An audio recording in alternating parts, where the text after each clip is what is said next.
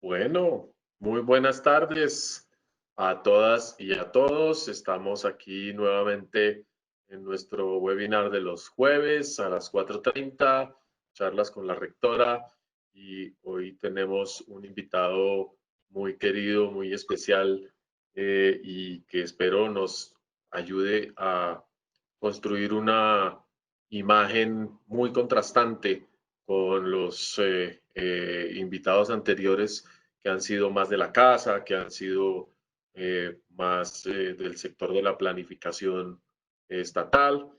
Se trata aquí de César Jerez, un viejo amigo, quien es, voy a leer su perfil, ingeniero geólogo de la Academia Estatal Azerbaiyana de Petróleos de la ex Unión Soviética.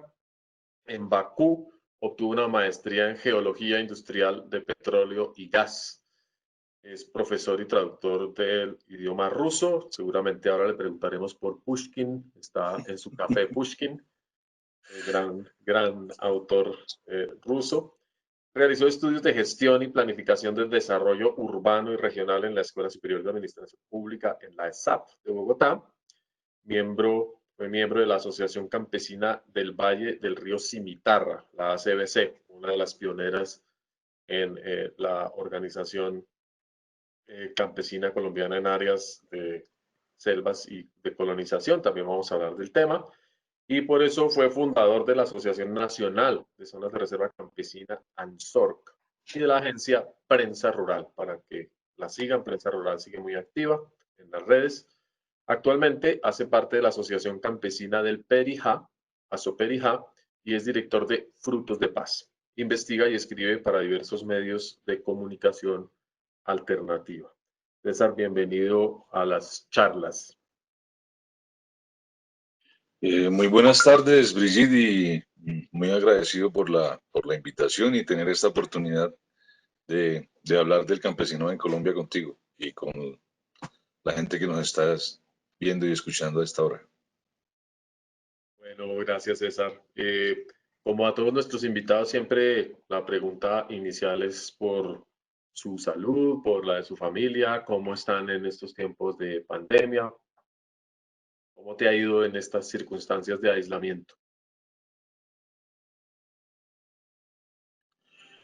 Bueno, tengo que decir que pues sí, he estado en la cuarentena parcialmente porque estamos precisamente desarrollando una iniciativa que tiene que ver con el abastecimiento alimentario en Bogotá, que es Frutos de Paz. Y bueno, he tenido que hacer incluso de domiciliario en varias ocasiones, lo que me ha servido también para tener otra óptica de toda de la ciudad de Bogotá durante la pandemia. Bueno, eso es cierto, César. Estoy en el vecindario de Frutos de Paz, de dos de las centros de distribución, y he tenido la oportunidad de conocer el proyecto. Seguiremos seguramente hablando un poquito de ese tema también. Em, César, yo creo que la pregunta central por la cual muchas personas tienen curiosidades: ¿qué pasa con las comunidades rurales, con las comunidades campesinas en los tiempos de la pandemia? ¿Qué está pasando? Bueno, yo creo que la pandemia eh, lo que ha evidenciado es la enorme exclusión en la que viven la mayoría de las comunidades rurales del país, eh, comunidades indígenas, comunidades afros y obviamente colombianos, esa población de la otra Colombia que pueden ser fácilmente, según una encuesta que se aplicó recientemente por parte del DANE, pueden ser entre 15 y 20 millones de colombianos que se reconocen como campesinos. Yo creo que la pandemia ha evidenciado el atraso en el que vive el mundo rural, la falta de acceso a casi todos los derechos, empezando por ese que ahora se vuelve a reconocer fundamental, que es el derecho a la salud, al acceso a la salud. Pero de otro lado, en ese panorama eh, que hace ver el campesinado en el marco de una crisis como esta, pues del otro lado también está la evidencia del enorme aporte que hace la economía campesina al país. Creo que es lo que hemos visto. Colombia tiene un abastecimiento alimentario de carácter campesino, con todo y que se están importando casi 15 millones de toneladas de alimentos al año. O sea, tenemos una fase de esa economía que es dependiente de otros países y de una macroeconomía global, pero la economía campesina, con todo y que no existan políticas públicas ni inversión, sigue siendo un enorme aporte eh, a la sociedad colombiana.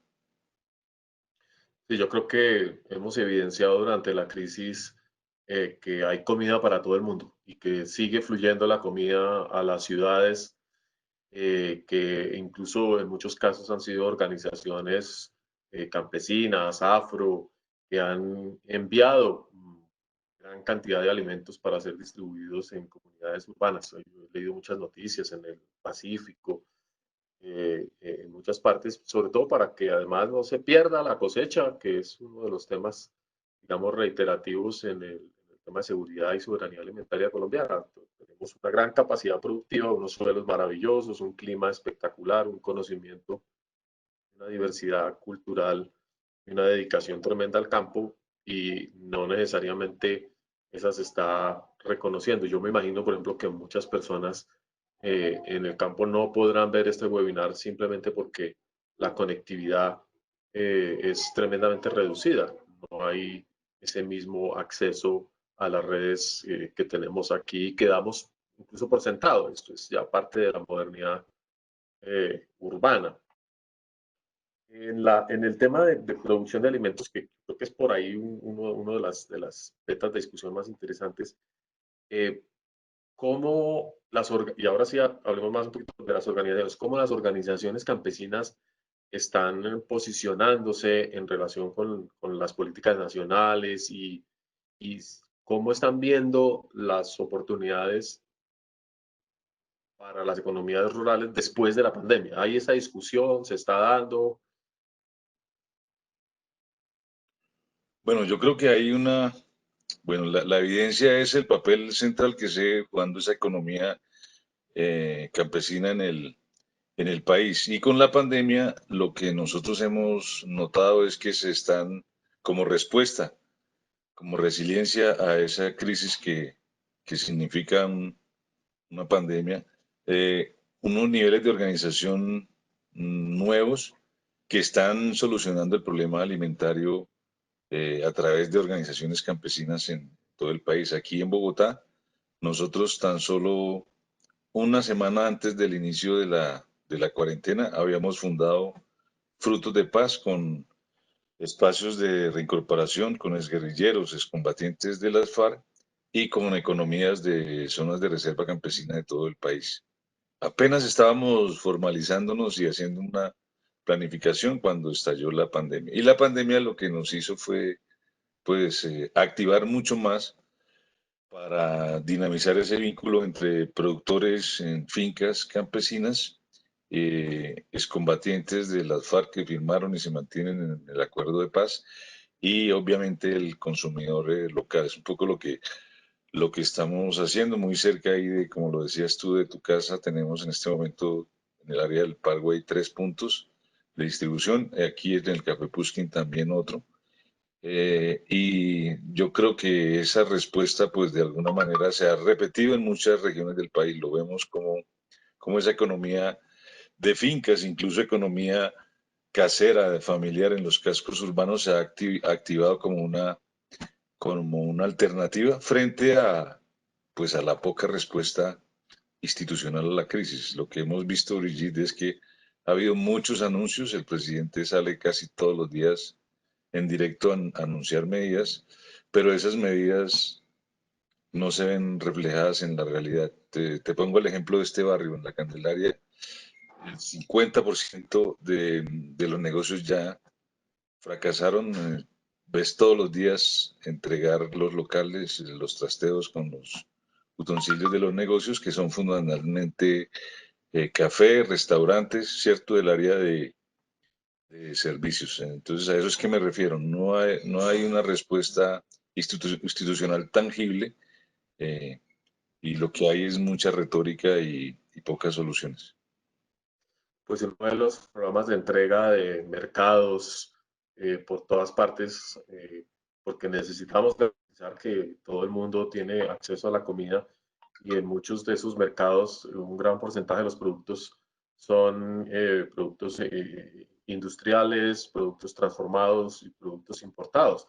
Y muchas personas han hecho esa observación de cómo es que no tenemos un programa de compra de productos campesinos para mejorar la distribución y beneficiarnos los unos de los otros.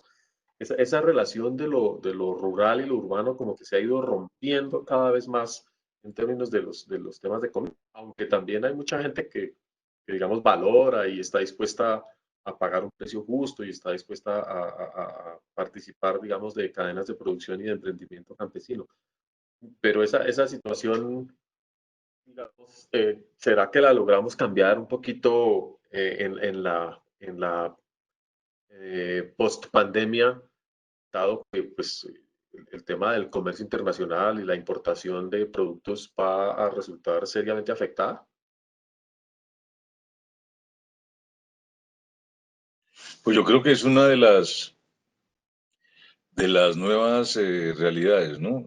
Lo que evidenció esta pandemia es que un virus puede afectar drásticamente la economía, es una situación de crisis y que lo que obliga es a volver a ver a lo local. Entonces, la producción local, el consumo local de cercanías, que es ya una tendencia en muchos países, sobre todo europeos, en el marco de la crisis climática, pues creo que va a ser una nueva realidad. Claro, aquí el problema, Brigitte, es que no hay un contexto institucional favorable, o sea, se sigue privilegiando la importación de alimentos en contravía y hay que decirlo claramente, en contravía de esa economía campesina que sostiene todavía a miles de familias en el país y que garantiza un abastecimiento. Entonces, creo que lo que nos deja ver la pandemia también es esa falta de institucionalidad, de políticas públicas, esa falta de inversión en esa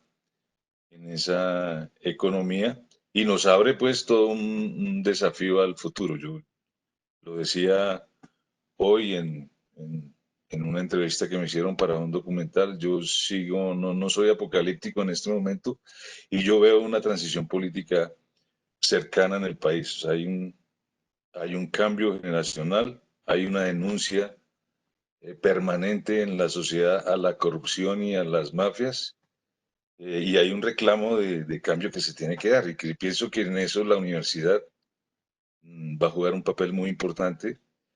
La universidad tiene que acompañar ese proceso de transición política. Yo creo que a la política feudal y corrupta en Colombia le quedan pocos años. Ojalá, ojalá.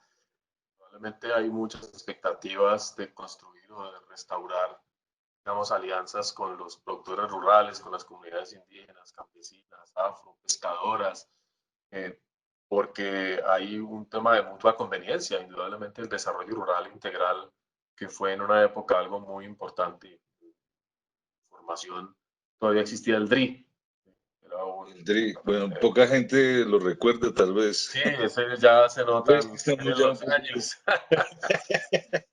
Pero hubo un tiempo un en que poco. Colombia, sí. No, y acuérdate, hubo otro programa institucional muy importante que fue el Plan Nacional de Rehabilitación. Yo mismo, al PNR, regresar de estudiar en la Unión Soviética, fui funcionario del Nacional de Rehabilitación en Arauca. Y yo creo que junto al DRI fue lo último que se hizo de manera planificada institucionalmente para cambiar la situación del campo. Entonces, cuando yo hablo de esa transición política que representa eh, el clamor por un cambio, pues es que definitivamente una Colombia nueva, incluyente, con justicia social, tiene que transformar el campo colombiano. Tenemos que solucionar de una vez por todas el problema de acceso a la tierra, el problema de la informalidad de la tenencia de las fincas, Brigitte, todavía cerca del 60% de las fincas campesinas en Colombia no tienen derechos de propiedad porque se hallan inmersos en conflictos con figuras de carácter ambiental, de conservación, lamentablemente. Todavía la mayoría, más del 50% de la población campesina vive en condiciones de pobreza, sin acceso a servicios, rodeados de riqueza, pues se mantiene esa situación de...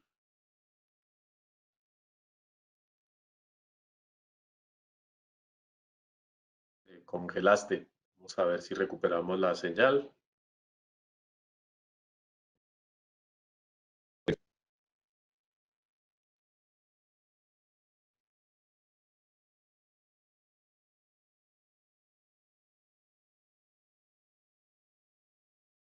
Ahora le pido a César que nos repita eh, las últimas palabras cuando se reanude su participación.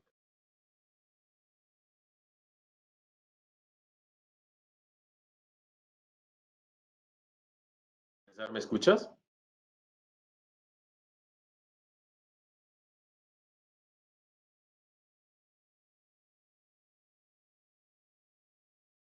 Bueno, mientras se reactiva la comunicación con César, eh, quiero invitarles a que nos remitan sus preguntas, como siempre, aquí en nuestro chat, sus comentarios para nuestro invitado de hoy. Es una conversación muy Se cayó, interesante. ¿cierto? Sí, se cayó, estabas hablando del sistema feudal que impera. Se había caído la...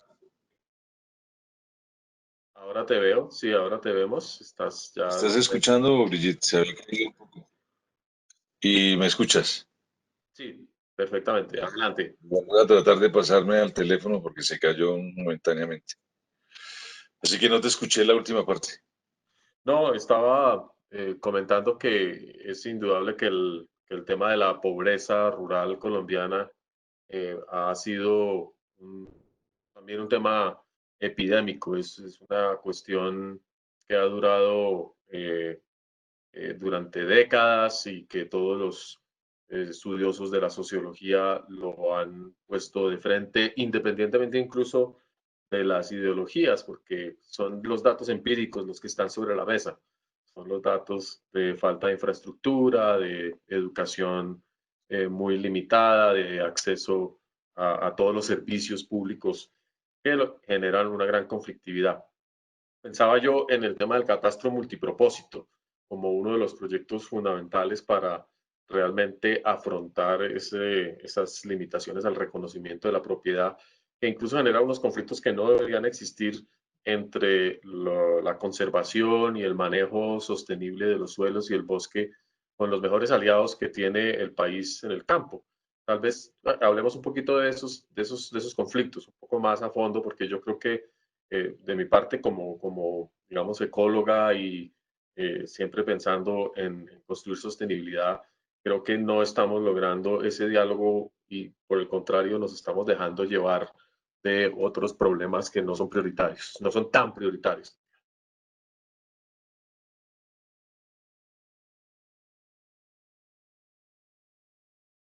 Sí, yo creo, Brigitte, que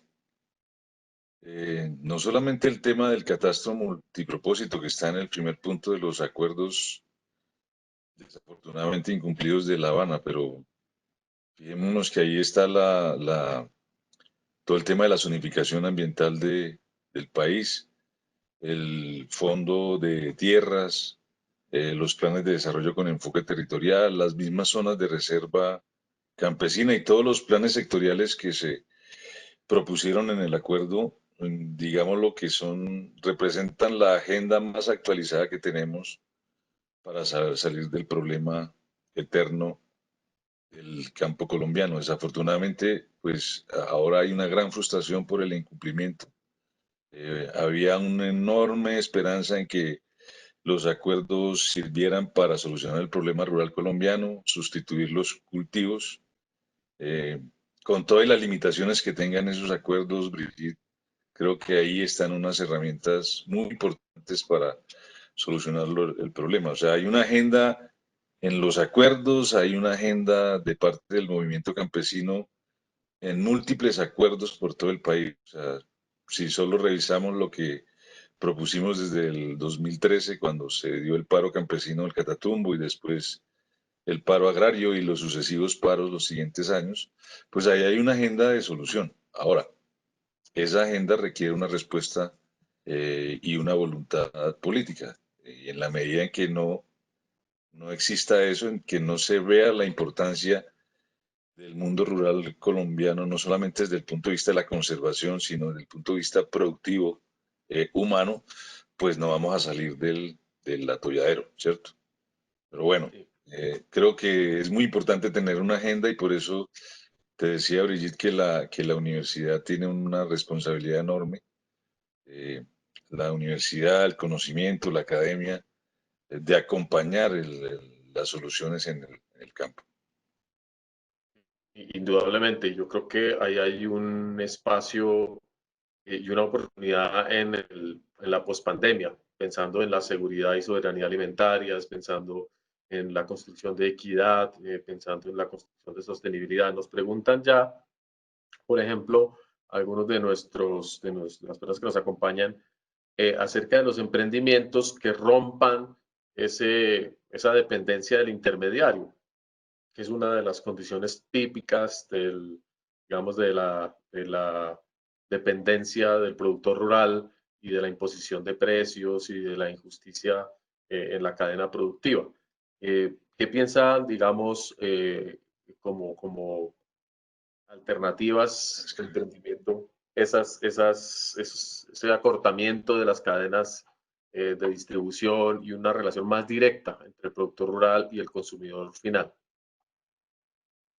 Pues hay experiencias muy interesantes, Brigitte. Yo estuve exiliado en Barcelona, también he sido exiliado, faltó ahí en la hoja de vida. El segundo periodo de Uribe, yo tuve que exiliarme en Barcelona. Y en Barcelona hay una experiencia muy importante en las redes de consumo solidario. Es decir, los vecinos se organizan en un barrio, pongamos la Soledad del área del Parkway, ¿cierto? Y esa organización vecinal establece una relación directa con los productores en Cataluña y en las afueras de Barcelona. Esas personas se reúnen una vez a la semana en una sede que tiene cada uno de los barrios donde existe la red. Eh, y los que quieren asistir a la reunión organizativa, digámoslo así, que sería de carácter político, pues se quedan. Pero muchos solamente vienen por el canasto semanal y funciona. Es decir, hay experiencias que podemos ver y podemos incluso retroalimentar con la realidad colombiana. Es decir, sí se puede, incluso en un contexto donde no haya política pública y acompañamiento institucional. Es decir, eso requiere de mayor nivel de organización. Obviamente la cadena logística que hace posible hacer eso es costosa, ¿cierto? Pensando en una escala como la de Bogotá, pero yo creo que nunca es tarde para empezar. Yo veo que en el plan de desarrollo de Bogotá, capital, de la actual alcaldía, hay unas líneas muy importantes de abastecimiento alimentario. Está el tema de la zona de reserva campesina, la alcaldesa lo incluyó. Tendremos dos PEDETs en Bogotá, uno urbano y uno rural. Y antes de la pandemia, Bogotá había firmado el Pacto Sumapaz con las gobernaciones de la región central, donde una línea central y gruesa de esa propuesta es precisamente el abastecimiento, el vínculo de esa economía eh, campesina y de pequeños productores con el abastecimiento en Bogotá. Obviamente hay muchas cosas que hay que cambiar para acabar con la intermediación, pero yo veo plenamente posible que nosotros tengamos unos abastos mucho más justos que relacionen directamente a los ciudadanos en la ciudad con el campesino. Esa relación diaria que tenemos, que es la comida, esa relación es la que hay que humanizar y hacer más justa. Ahí ha habido, yo creo que mucho trabajo de la sociedad civil, digamos, ante todas las situaciones han venido organizaciones también cívicas en las ciudades, de alianzas que se están construyendo como experimentos y de gente que quiere, primero, quiere comer comida conocida, es decir, que uno sepa quién la produjo, cómo la produjo, que su acción de intercambiar y de consumir algo no esté basada en la injusticia social, que no esté basada en la explotación de nadie y que, por el contrario, que contribuya al mejoramiento de las condiciones de vida. Y tal vez eso está como un pasito, como uno siempre dice, le falta, es un centavito, debería ser muy fácil hacerlo porque además se trata de un proyecto completamente sinérgico desde el punto de vista de la ecología, de la solidaridad y de la búsqueda de trabajo colectivo. Eh, y hay un elemento adicional ahí, antes de darle paso, hay muchas preguntas ya que están llegando, muchas gracias a todos, que tendría que ver con el manejo ambiental que las comunidades campesinas desarrollan en su territorio. Ahí ha habido de todo, obviamente, así como en todas partes, experiencias exitosas y experiencias no tan buenas, pero ¿qué piensa hoy en día o qué piensan las organizaciones campesinas del tema del manejo ambiental? Pues nosotros tenemos una fórmula muy concreta que está en la ley 160 desde el año 94, que son las zonas de reserva campesina, que se conciben como un proyecto, una iniciativa de construcción territorial, de ordenamiento territorial, ambiental y obviamente productivo. Aquí nomás en Bogotá, pues nosotros tenemos una en el Sumapaz, ¿cierto? En el páramo de Sumapaz. Lamentablemente, Santos no cumplió ni la ley ni los acuerdos y esa zona de reserva campesina está todavía por constituir, es decir, no existe legalmente. Sin embargo, lo que proponemos ahí, Brigitte, ahora que estamos en el pleno lío con las implicaciones que puedan tener para los campesinos la ley de páramos y la delimitación de los páramos, pues la zona de reserva campesina en el Sumapaz es perfectamente compatible y armoniza la vida campesina con un parque natural como lo es el Sumapaz y con el páramo más grande del mundo que está aquí a 2 horas del centro de Bogotá. Es decir, cuando yo te decía que hay agenda y que hay propuestas, pues están, ¿cierto? Y tienen incluso un respaldo legal en una ley de la República desde el año 94, la ley 160. Pero desafortunadamente, como existen otros intereses, en el caso concreto del Sumapaz, pues está el interés muy visible del control del agua y quién finalmente se va a enriquecer con esa agua. Y no se piensa en que eh, esa agua la conservan comunidades campesinas de toda la vida. O sea, los páramos del Sumapaz no aparecieron ayer, son parte del paisaje eh, paramuno, ¿cierto? Entonces, queda mucho todavía por hacer en materia de voluntad política y, y bueno, lo importante es que están las propuestas sobre la mesa. Entonces, nosotros tenemos en esa figura un claro reconocimiento y unas propuestas de carácter ambiental. En ese mismo páramo está la zona de reserva campesina de Cabrera, una de las primeras en el país.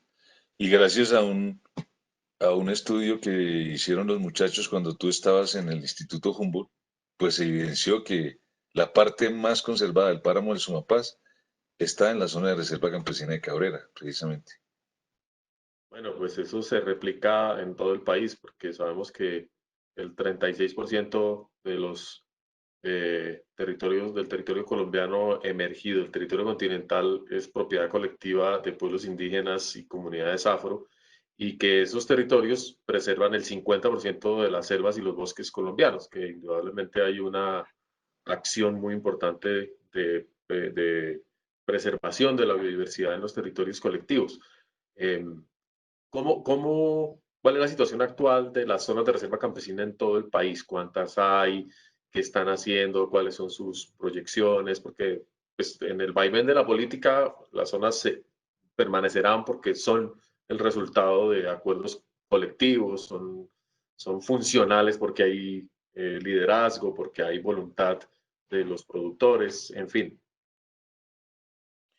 Bueno, son hasta el día de hoy, solamente hemos logrado que se constituyan legalmente 7 zonas de reserva campesina. La última se constituyó al final del gobierno Santos y paradójicamente en la transición a este gobierno se constituyó en Montes de María, una zona de reserva campesina la más pequeña del país.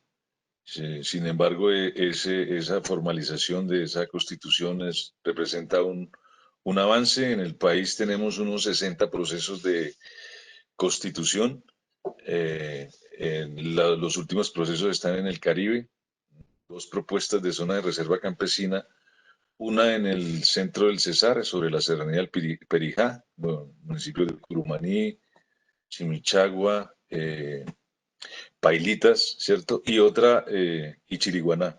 Y otra más al norte, ya en la frontera con La Guajira, que coge La Paz, San Diego, Codazzi, ¿cierto? Y Manaure, Balcón del Cesar, que siempre digo que es el pueblo más bonito de la costa, no sé si lo conoces.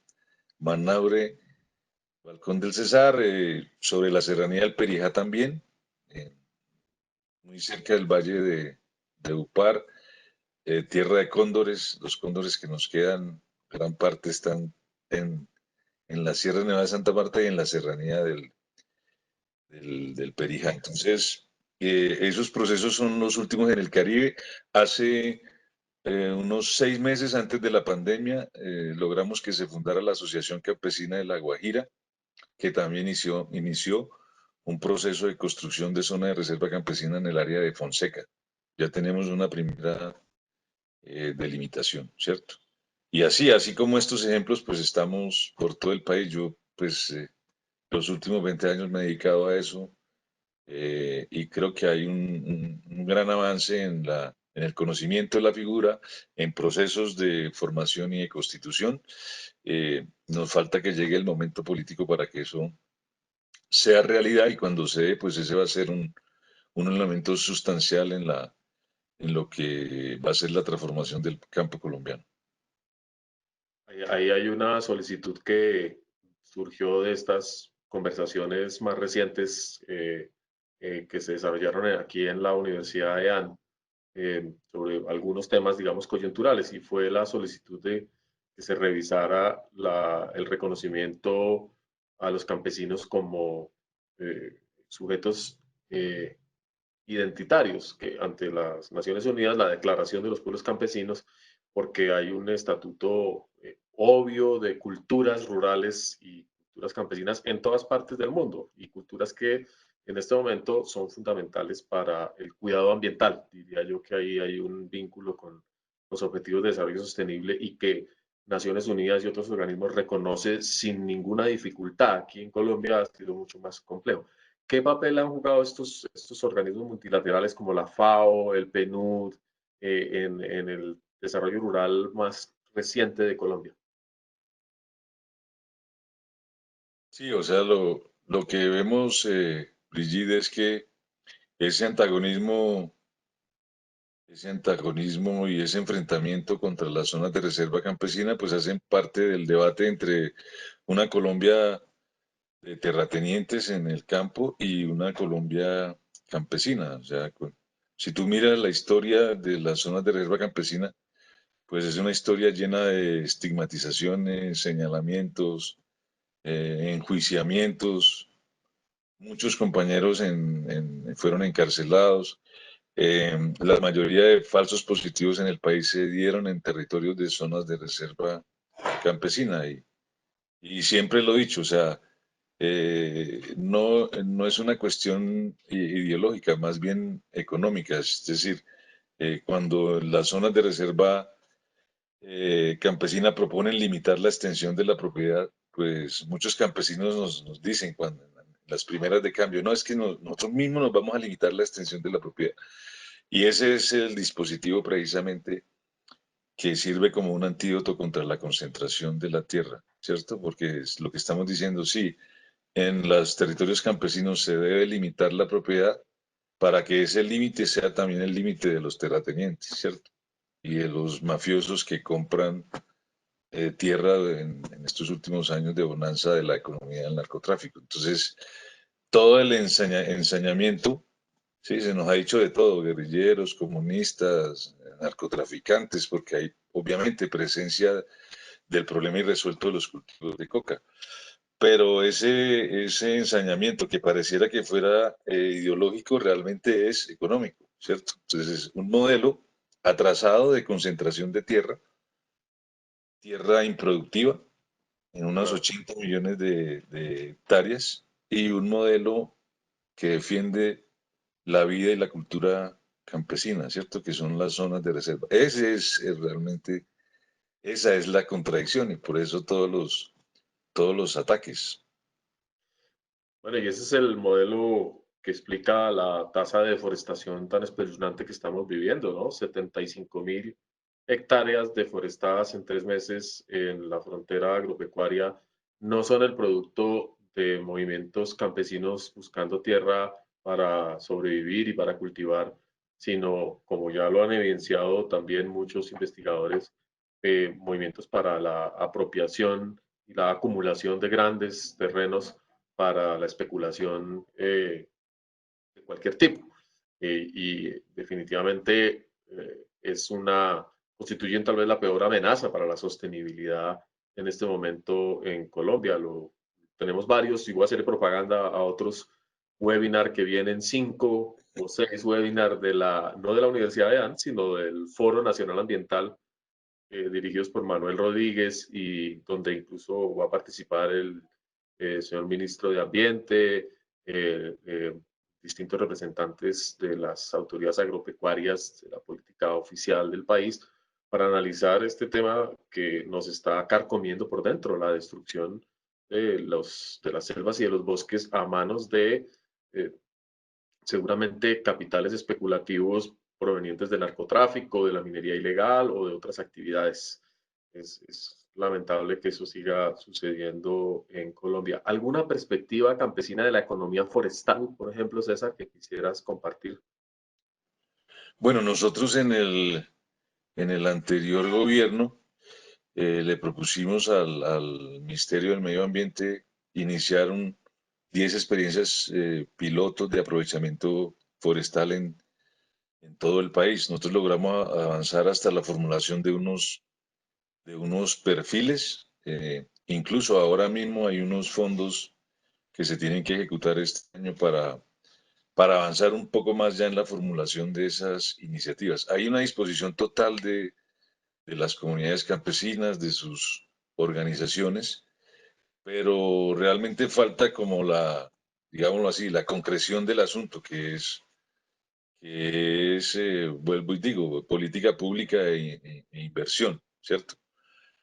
Nosotros ya, por ejemplo, en el Valle del Río Cimitarra, al comienzo de los 2000, habíamos logrado hacer un inventario forestal con la Universidad Javeriana y el Programa de Desarrollo y Paz con el padre Pacho de Rux, pero desafortunadamente se vino todo el proceso de la paramilitarización del Magdalena Medio y todo el país. Allá surgió eso, pero eso después se desarrolló por todo el país.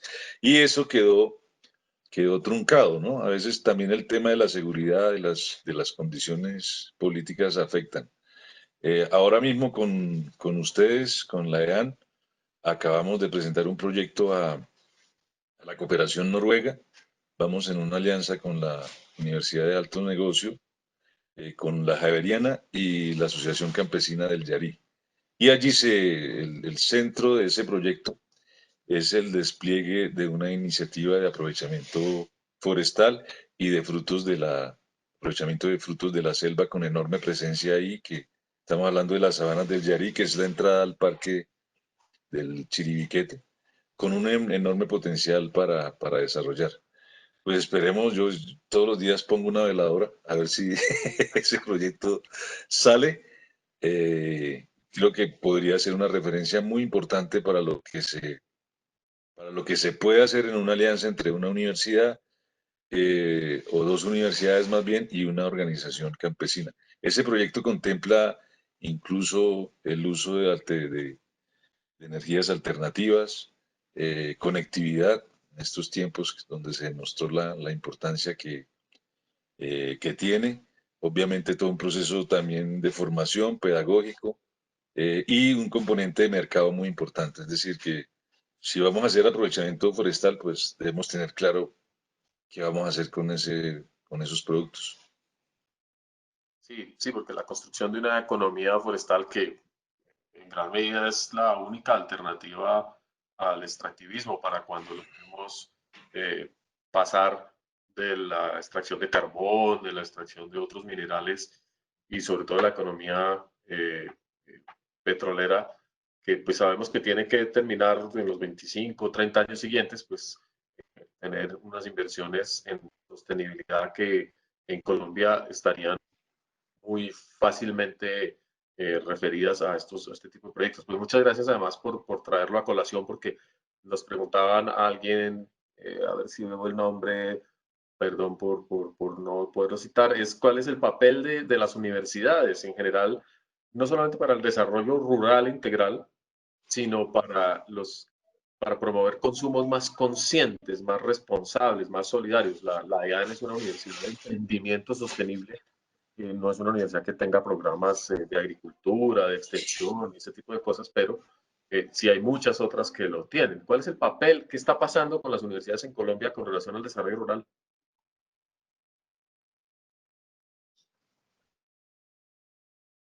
Bueno, yo diría que hasta hace muy poquito había un desconecte total. Eh, las universidades no tenían un polo a tierra conectado con el campo. Eh, incluso universidades con carreras agropecuarias. Es sorprendente, ¿cierto? Claro. Durante mucho tiempo, por ejemplo, mandaban a los estudiantes a hacer prácticas a las plantaciones de palma, ¿cierto? Eh, o a los tecnistas a hacer pasantías en fondos ganaderos. Entonces, no había un conecte que es parte de lo que hay que construir. Yo diría que en el marco del proceso de paz hubo muchos acercamientos. Nosotros hemos firmado varios convenios con universidades del país para tratar de solucionar el problema. El tema mismo, el campo problemático de las zonas de reserva campesina, es uno de los temas más investigados ahorita en maestrías, Ujú. en posgrados en el país, incluso en universidades de fuera del país. Entonces eso significa un poco el cambio. Nosotros tratamos de construir, no ha sido posible, una red de investigadores en zonas de reserva campesina, ¿cierto? Que vincule mucho más esa relación entre campesinos y universidad. También aprovecho para hacer la cuña. A ti misma te propusimos un convenio ya entre Frutos de Paz y la EAN. Tú nos hablaste de un restaurante y de la posibilidad de traer comida a la universidad, que nos parece una cosa muy concreta y por donde hay que empezar. Pero estamos proponiendo un convenio que ocupe todos los campos, la investigación, las asesorías técnicas y profesionales, las pasantías, trabajos de grado en los territorios de donde nosotros tenemos presencia con las zonas de reserva campesina. Entonces, eh, bueno, es mucho el trabajo que está por hacer, pero pienso que a través de esos convenios y de manera formal se puede avanzar mucho más en esa relación, en el mejoramiento de esa relación. Pues bueno, aprovechemos esa invitación que nos hace César a quienes nos están viendo, a quienes nos van a ver cuando recarguen esta conversación. Sí, es muy importante que las universidades retomen contacto con el campo, que retomen contacto con nuestras sociedades rurales y que pongan a disposición de las organizaciones campesinas todas sus capacidades, nuestros laboratorios, nuestros programas de investigación, extensión, y que salgan a hacer prácticas, que salgan a hacer prácticas porque esta ruptura que hay entre la vida urbana y la vida rural no beneficia a nadie, no beneficia a nadie, y es una de las razones que nosotros entendemos en todo el mundo está causando graves problemas de insostenibilidad. La gente no sabe de dónde viene la comida, la gente no sabe quién está a cargo de la conservación de las fuentes de agua, la gente no sabe realmente cómo está funcionando el territorio, y ese llamado también a volver a salir al campo con el reconocimiento de que hay una sociedad rural que tiene una historia muy larga, una historia de olvido y de conflictos. Me preguntan que, bueno, hay una persona que dice que cuidado con la veladora, que que las veladoras son traicioneras, pero las veladoras que pones esas son a Pushkin. Entonces hay una noción poética muy importante en la relación con instituciones. Preguntan que si ha tenido experiencias con el SENA, cómo le va a las reservas campesinas, a las organizaciones campesinas con el SENA. Se estaba entrecortando la última parte de Brigitte, no te escuché bien. Si preguntan que si las organizaciones campesinas que conoces o la misma ANSORC han tenido alguna experiencia con el SENA. ¿Con el SENA? Sí. Con el SENA en algunas iniciativas muy puntuales, pero no hay una relación, o sea, no ha existido una relación que debería ser casi que permanente, porque es una de las pocas instituciones que nos queda información técnica. Digamos que es otro de los indicadores de la poca atención. Con todo y que el SENA hace presencia en varias zonas rurales, no, digámoslo, no hay una relación formal, constructiva sobre programas, sobre cómo se puede lograr mejorar la participación en los procesos formativos. El SENA toda la vida ha tenido un desconocimiento enorme sobre el potencial que tienen las zonas de reserva campesina. Nosotros por eso en todos los paros que hemos hecho y en donde hemos firmado acuerdos siempre metemos el SENA. Pero el SENA no termina de llegar, ¿no? Yo creo que esa es parte de esa política de espaldas a la otra Colombia, la ruralidad colombiana. Bueno, yo recuerdo cuando estábamos discutiendo la delimitación del páramo de Santurbán, la presencia muy comprometida de los ministros de Ambiente y de las autoridades ambientales, y los compromisos que siempre se hacían desde el sector agropecuario, que eran fundamentales, porque estamos hablando de, por ejemplo, la transición de los cultivos de cebolla en el páramo de Santurbán a un modelo más amigable con el ambiente, un modelo menos contaminante, pero que requería obviamente inversiones importantes e innovación agropecuaria. Y nunca pasó, nunca sucede, digamos, es un tema que a mí todavía me preocupa mucho, la ruptura entre las políticas agropecuarias y las políticas ambientales, a pesar de todos los puentes que se han tendido, a pesar de la existencia de la UPRA, que es una unidad de gran calidad que tiene muy claro, digamos, los problemas de la ruralidad colombiana. No hay todavía un compromiso con la sostenibilidad. Pero bueno, yo insisto en lo que muchas personas dicen acá también, que la pandemia tiene que ser una de las cosas que nos haga reaccionar, que nos diga aquí hay una alianza fundamental que tenemos que desarrollar. Eh, ¿Qué opina César de la familia campesina youtuber? La familia campesina es youtuber. Sí, por si quiere ponerles competencia. No la he visto, pero creo que YouTube y las redes sociales eh, juegan un papel, han venido jugando un papel muy importante en, digámoslo así, en la socialización, en la divulgación de esa realidad. Yo fui uno de los líderes del paro campesino del Catatumbo en el 2013 Nos conocimos. y ahí nos conocimos, ¿no? Sí. Y una de las cosas que sirvió mucho era que nosotros ya teníamos acceso a Facebook y a Twitter. Había una enorme campaña desde los medios en Bogotá contra el paro. Se satanizó ese paro. Recuerda que primero negaron que existiera, después se satanizó, después nos dijeron que éramos guerrilleros. Pero, ¿sabes qué cambió la situación? Las redes sociales. Entonces, yo todos los días decía ahí, estando dentro del paro y debajo de un plástico, decía siempre, le voy a dedicar una hora a la lucha cibernética y fundamentalmente lo que hacía era contar la versión nuestra sobre las desinformaciones que se emitían desde los grandes medios en Bogotá. Y la tecnología creo que va a ser el uso de las tecnologías.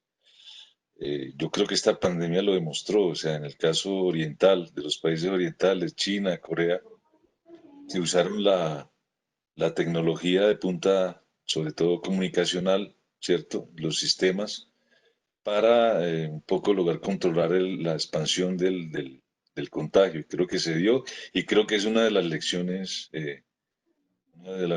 que nos queda. Claro, estamos en Colombia, pero, pero, pero creo que también esa puede ser una línea de trabajo muy interesante, como la innovación tecnológica, las comunicaciones, con el acompañamiento de un centro de conocimiento como una universidad, pueden empezar a cambiar las realidades. Es diferente cuando la gente se comunica y es diferente cuando la gente puede contar, ¿cierto? Eso cambia totalmente la realidad.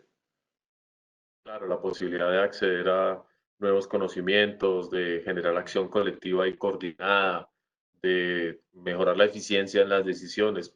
En- Indudablemente para la universidad ha sido toda una revolución tener una vicerrectoría de innovación y sostenibilidad como la que existe ya hace casi un año y indudablemente seguiremos promoviéndola. Prensa rural es uno de los resultados de todo este proceso. ¿En qué está prensa rural? Bueno, yo hace parte de que, yo ya no hago parte de Prensa Rural, tampoco de ANSOR desde hace año y medio, pero Prensa Rural precisamente surgió a comienzos de los 2000. Eran momentos muy difíciles, con mucha violencia, mucho más que ahora incluso, en todo el país, y surgió como una necesidad de contar lo que estaba pasando. Empezó con una versión de 5 minutos en directo desde Barranca Bermeja, yo era el locutor en Radio La Vallenata, sí. Ujú, ujú. Después tuvimos una revista, un periodiquillo, ¿cierto? Y finalmente el portal de Internet que empezó a cambiar la situación. O sea, ya podíamos contar quiénes eran los muertos, quiénes eran los victimarios, un poco a dimensionar y también a cuantificar esa tragedia que estaba ocurriendo con la llegada del paramilitarismo a los campos a los campos del país. Y yo creo que es un aprendizaje muy importante. Después en Barranca Bermeja tuvimos la Marcha Radio que teníamos, Brigitte, un programa en directo de 6 a 7 de la mañana en una emisora que fundó el programa de Desarrollo y Paz del Magdalena Medio y otro directo de una hora de 5 a 6 de la tarde. Entonces todos los locutores eran los compañeros campesinos y campesinas y los profesionales que ya habíamos empezado a vincular para el desarrollo de los proyectos. Entonces, todos éramos locutores y bueno, cometimos muchos errores al comienzo y después al final ya terminamos en un libreto bien elaborado con las noticias que se publicaban precisamente en el portal de Prensa Rural. Allá nos No, pusieron un todos. sobrenombre, la Al Jazeera del Magdalena Medio. Bueno, muy bien, ¿no? Al Jazeera, una gran cadena de comunicación alternativa independiente.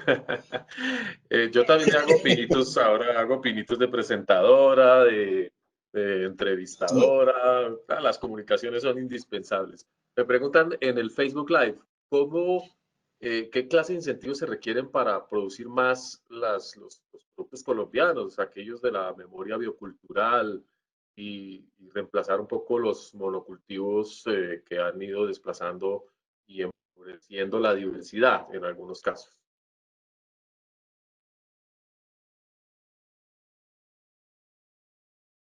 Se te entrecortó nuevamente la última parte, Brigitte. ¿Cuáles son los incentivos que se requieren para la producción de comida, de productos colombianos, de comida con tradición, con herencia, y que se está perdiendo a veces por la comida industrial? Pues yo creo que es otro de lo que nos puede dejar de positivo la pandemia, ¿no? O sea, los impactos económicos de la pandemia, una recesión global económica que obliga a volver a mirar a las economías locales, ¿cierto? En este caso la campesina, pero también en un contexto de crisis climática. Yo estoy convencido que mucha gente, bueno, en los países donde no haya tanta violencia como acá, va a volver al campo. De hecho, en Europa, ese fenómeno de los nuevos campesinos, y se habla ya del nuevo De campesinato, y movilidad. hay unas investigaciones sobre ese fenómeno, que va a ser uno de los resultados de los impactos de la pandemia, volver al campo, y creo que va a haber un desarrollo muy fuerte de lo que es la agroecología, ¿cierto? No la agroecología como una ideología que nosotros pues hemos sufrido ese debate, ¿no? Que nosotros queremos politizar todo y en Colombia siempre queremos iniciar del deber ser súper correcto, transparente, cosa que no se compatibiliza con la realidad que vivimos. Entonces pienso que va a haber un desarrollo de la agroecología a nivel global como una alternativa muy concreta de sostenibilidad que permita enfrentar el cambio climático y la crisis que viene ambiental del cambio climático. Y creo que la agroecología también puede ser un fundamento ético ante todo, ¿cierto? La agroecología que parte de una relación mucho más transparente con la naturaleza, ¿cierto? La agroecología como una manera de luchar contra el individualismo del capital, pienso que es muy importante, y todo eso se puede desarrollar de manera local. O sea, miremos aquí a Bogotá, la ruralidad de Bogotá con unos productores campesinos todavía que superviven, que luchan, ¿cierto? Que enfrentan diferentes amenazas como la urbanización desordenada que se fomentó en la anterior administración del señor Peñalosa. ¿Y cómo se enfrenta eso? Pues se enfrenta con unas dinámicas locales. Tenemos que partir de una organización local, estar en algo organizado, ¿cierto? Estar acompañados, buscar relaciones en un contexto adverso, ¿cierto? Efectos de la pandemia, crisis climática, corrupción en el poder. Todo eso, la manera de enfrentarlo es con organización. Entonces, si hay algo que nos pueda vincular y relacionar, es la producción de comida sana, es la defensa de la naturaleza, la defensa del agua, eh, la reivindicación de los derechos. Brigitte, creo que otra cosa que vemos es que en muchos países con las políticas macroeconómicas neoliberales se destruyeron los sistemas de salud, ¿cierto? En España, por ejemplo, no había UCIs, ¿sí? Un país europeo que eh, los anteriores gobiernos habían desbaratado prácticamente el sistema sanitario, lo habían recortado en el financiamiento, ¿cierto?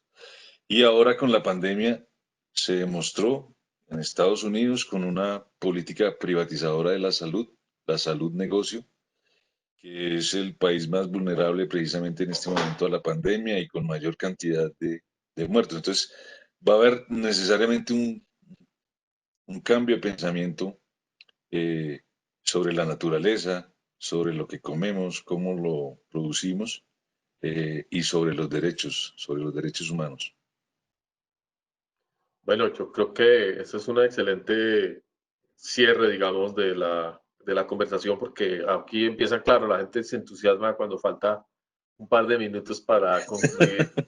Y hay muchas preguntas en el chat que voy a leerlas para tenerlas presentes y que César las tenga, eh, y eventualmente después las podemos empezar a trabajar en otro espacio.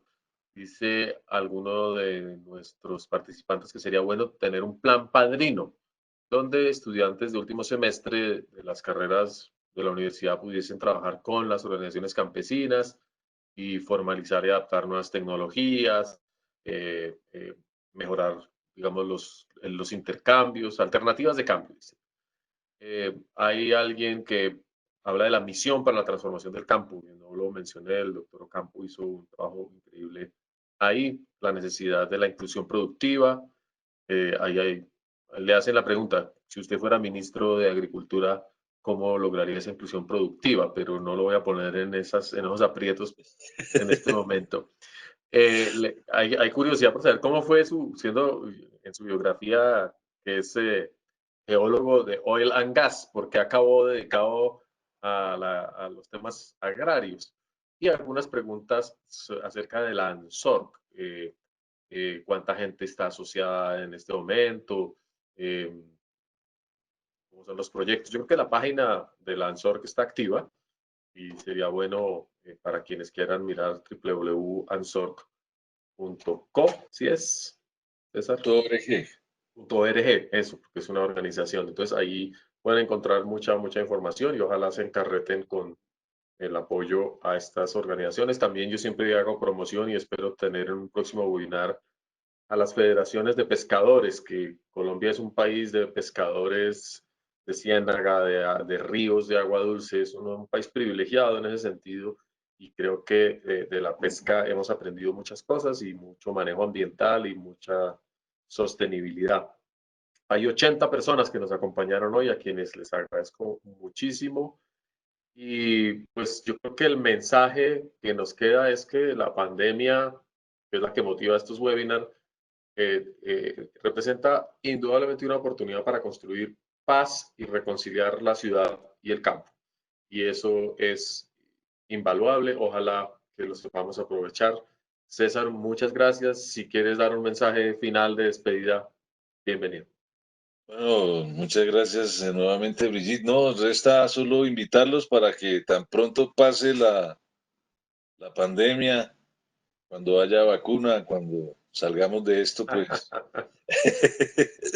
nos visiten aquí en el Café Pushkin y en los ¿Qué hace? establecimientos de ¿Qué hay en el Café la Pushkin? Candelaria, carrera primera, 1261, a 100 metros del Chorro de Quevedo y cerquita a la Universidad Externado. Y a los establecimientos de frutos de paz que están en el Parkway, en la calle 42, ¿cierto? Y en el garaje del bar Lubianca, que obviamente está cerrado, pues ahí también estamos vendiendo mercado campesino. Bueno, ya lo saben, entonces a visitar al café cuando vuelva a abrir sus puertas y a consumir productos campesinos en esta temporada, también como un gesto de solidaridad. Y cervecita, dice Sandra, una cervecita nunca La sobra cerveza de la casa es la después. bolivariana deliciosa, pero tenemos las cervezas de los incorporados. Muy buenas, muy buenas. Me consta que son muy buenas. No podemos hacer propaganda, me imagino, en estos espacios públicos, pero disfruten muchísimo los productos campesinos y nos vemos en nuestro próximo webinar. Muchas gracias, César, y muchos éxitos. Un abrazo. Hasta luego.